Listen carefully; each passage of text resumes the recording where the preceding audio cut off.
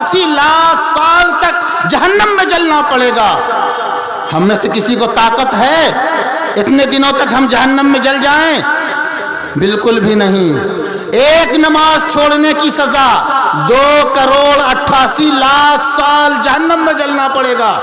आज हम बड़ी आसानी से, अल्लाह ने हमें सेहत से नवाजा है, हमारे खाने के लिए बेहतरीन इंतजाम किया है, हमारे पहनने के लिए कपड़े का भी इंतजाम है, हमारे घरों के अंदर सारी नेमतें मौजूद है। इसके बावजूद फजर में हम मीठी नींद सोते रहते हैं, ज़ोहर यूं ही गायब कर देते हैं, असर मगरिब इशा सब गायब कर देते हैं, एक नमाज भी नहीं पढ़ते हैं। दूसरे नंबर पर नमाज को जांचा जाएगा। हम अपनी ज़िंदगी को देख रहे हैं तो पता चल रहा है कि हम वहाँ पर फेल हो जाएंगे। अल्लाह हम सबको कामयाब करे, लेकिन अपने अमाल को बदलना होगा, तभी हम कामयाब होंगे। अभी मौका है। वहां पर हाथ मलने से कोई फायदा नहीं होगा। अल्लाह ने सब कुछ कुरान के अंदर बता दिया, लेकिन रोना इस बात का है कि हमने कुरान को समझा ही नहीं। हमने कुरान को समझा कि इसे तब पढ़ा जाता है जब हमारे माँ बाप का इंतकाल हो जाए, हम इसे तब पढ़ेंगे जब हमारे घर में किसी का जनाजा हो जाए, या फिर तब पढ़ेंगे जब शब बारात का मौका हो।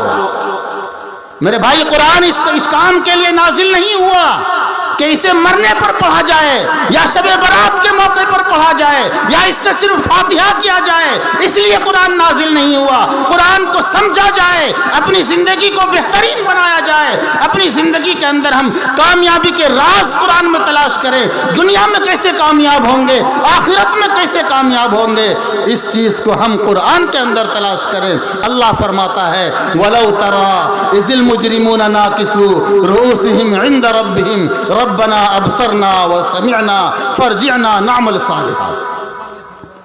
इस आयत करीमा के अंदर भी अल्लाह ने क़यामत की एक हालत को बयान किया है कि मुजरिमीन लोग देखेंगे, जब सब कुछ अपनी आंखों से देख लेंगे तो वो अल्लाह से कहेंगे कि रब्बना, ऐ हमारे रब, अबसरना, हमने देख लिया, समिअना, सुन भी लिया, अब हमें एक मौका दे दीजिए, दुनिया में भेज दीजिए, हम कभी भी गुनाह नहीं करेंगे, हम कभी भी गुनाह नहीं करेंगे। लेकिन अफसोस कि वहाँ से किसी को लौटाया नहीं जाएगा। इसलिए अभी मौका है, अभी हम अपनी ज़िंदगी को बदलें। हम ज़रा सोचें कि अल्लाह को नाराज़ करके हमें मिलता क्या है।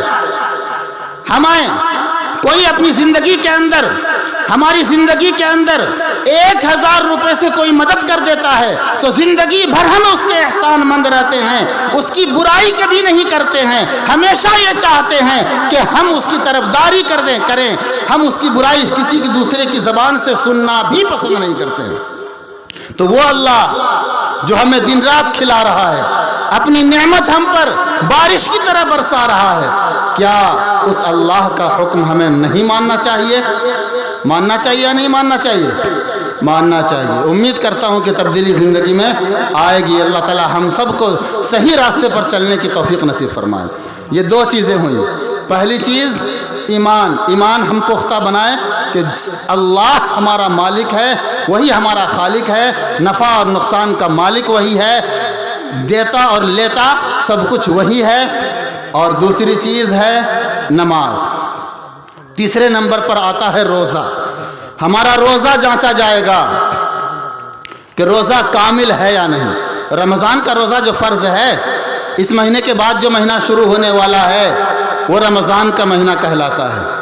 जो रोज़ा फ़र्ज़ है वो हमने कितने रोज़े रखे और कितने नहीं रखे, इन चीज़ों को भी जांचा जाएगा। जिसका रोज़ा मुकम्मल निकलेगा वो बड़ा खुश नसीब होगा, उसे जन्नत तक पहुंचा दिया जाएगा, और जिसका रोज़ा नामुकम्मल होगा वो फेल हो जाएगा और उसे जहन्नम में डाल दिया जाएगा। बड़ा अफसोस का मकाम है। हम तो 11 महीने खाते ही हैं और जानवरों की तरह खाते हैं। अब हमारा खाना नहीं रहा, जानवरों की तरह खाते हैं। रमज़ान का महीना उससे भी बढ़ चढ़ कर खाते हैं।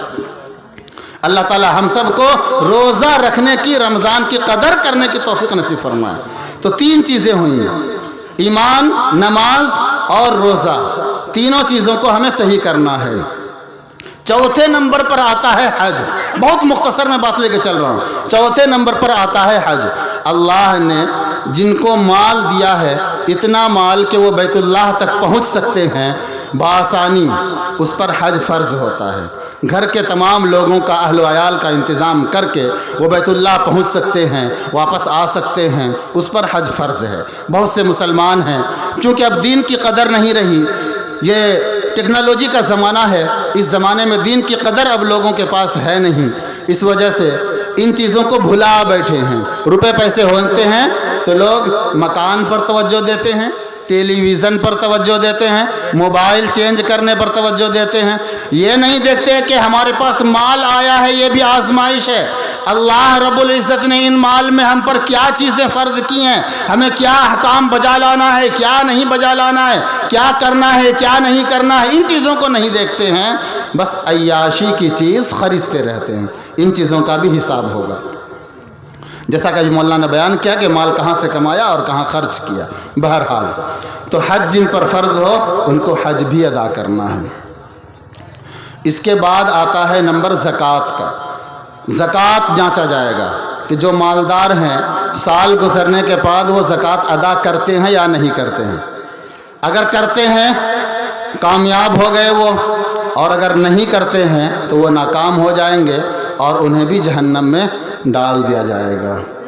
زکوٰۃ بھی ہو گیا۔ چھٹے نمبر پر ہے طہارت۔ ہمیں یہ معلوم ہونا چاہیے کہ ہم جو وضو کر رہے ہیں وضو کے اندر کتنے فرائض ہیں، وضو کس طرح سے کرنا چاہیے، غسل فرض ہے کس طرح سے انجام دینا چاہیے، کس طرح سے کرنا چاہیے، طہارت کے مسائل کو جاننا بھی ضروری ہے۔ آخری نمبر پر جو بات آتی ہیں وہ ہے حقوق العباد، وہ ہے حقوق العباد، اور یہ سب سے خطرناک مسئلہ ہے، یہ سب سے خطرناک مسئلہ ہے۔ علامہ سیوطی رحمۃ اللہ علیہ فرماتے ہیں کہ یہاں پر آ کر اچھے اچھے حاجی، نمازی، روزے دار، زکوٰۃ ادا کرنے والے سب پھنس جائیں گے۔ معلوم ہے حقوق العباد کسے کہتے ہیں؟ بندوں کا حق۔ ہم نے کسی کی زمین دبا لی، رشوت لیا، سود کھایا، یہ سب غلط طریقے سے دوسروں کا حق لے رہے ہیں نا، ہمارا حق نہیں تھا ان پر پھر بھی ہم لے رہے ہیں۔ سود بھرنے کے اوپر کھیتی باڑی لوگ کر رہے ہیں مسلمان ہو کر کے، یہ ساری چیزیں۔ اور اسی طرح سے حقوق العباد کے اندر یہ بھی آتا ہے کسی کی غیبت بیان کرنا، چغلی کرنا، یہ وہ بہت ساری برائی سماج کے اندر ہیں، جس سے بھی کسی بندے کو تکلیف پہنچے وہ سب حقوق العباد کے اندر ہے۔ علامہ سیوطی رحمۃ اللہ علیہ فرماتے ہیں کہ یہاں پر آ کر بڑے بڑے حاجی بھی پھنس جائیں گے، بھلے ہی انہوں نے حج کیا ہوگا، اللہ کے تمام حقوق کو ادا کیے ہوں گے، لیکن بندوں کا حق جب ضائع کیا ہوگا اور بندے سے دنیا میں معافی نہ مانگی ہوگی تو قیامت کے دن وہ پکڑا چلا جائے گا، اور وہاں پر کا پکڑا جانا یہ بڑا ہی خسارے والا ہوگا۔ آپ کو معلوم ہے خسارہ والا کیوں ہوگا؟ ہم دنیا میں کسی کو نقصان پہنچائے، کسی کی عزت کو داغدار کر دیں، کسی کی زمین کو دبا لیں، کسی کا مال چوری کر لیں، کسی کے فصل کو نقصان پہنچا دیں، کھیتی باڑی کے اندر نقصان پہنچا دیں، معاملات میں کسی کو دھوکہ دے دیں، تجارت میں کسی کو دھوکہ دے دیں، اس دنیا کے اندر رہتے ہوئے ہم چاہیں تو اس چیز کو لوٹا سکتے ہیں یا پھر اس سے معافی مانگ سکتے ہیں، لیکن آخرت میں جو معاملہ ہوگا وہ نیکیوں کے ساتھ عدل بدل ہوگا، اور نیکی کا معاملہ بڑا ہی پرخطر ہوگا۔ ایک مرتبہ حضور صلی اللہ علیہ وسلم نے صحابہ کرام سے سوال کیا کہ تمہیں معلوم ہے کہ مفلس کون ہے؟ صحابہ کرام نے فرمایا کہ وہ شخص جس کے پاس دنانیر و دراہم نہ ہو وہ مفلس ہے، یعنی جس کے پاس روپے پیسے نہ ہو وہ مفلس ہے، وہ غریب ہے۔ حضور صلی اللہ علیہ وسلم نے فرمایا جب نبی کا نام آئے تو کہنا چاہیے صلی اللہ علیہ وسلم۔ حضور صلی اللہ علیہ وسلم نے فرمایا کہ مفلس اصل میں وہ ہے جو قیامت کے دن نیکیوں کا انبار لے کر آئے گا، جو نیکیوں کا پہاڑ لے کر آئے گا، لیکن کسی کو گالی دی ہوگی، کسی کا حق دبایا ہوگا، کسی کی عزت برباد کی ہوگی، کسی کو ذلیل کیا ہوگا، کسی کا مال چھینا ہوگا، چوری کی ہوگی، بدنظری کی ہوگی، وہاں پر سب ایک ایک کر کے پہنچیں گے اور ان سے اپنا حق مانگیں گے، چونکہ روپے پیسے تو وہاں چلیں گے نہیں، ان کی نیکی اٹھا کر ان کو ڈال دیا جائے گا۔ یہاں تک معاملہ پہنچے گا جو نیکیوں کا انبار لے کر پہنچا تھا وہ خالی ہاتھ رہ جائے گا، اس کے پاس ایک بھی نیکی نہیں رہے گی۔ کیا آپ چاہتے ہیں کہ سردی کے موسم میں اٹھ کر جو آپ فجر کی نماز پڑھ رہے ہیں یا تہجد کی نماز پڑھ رہے ہیں، اس نماز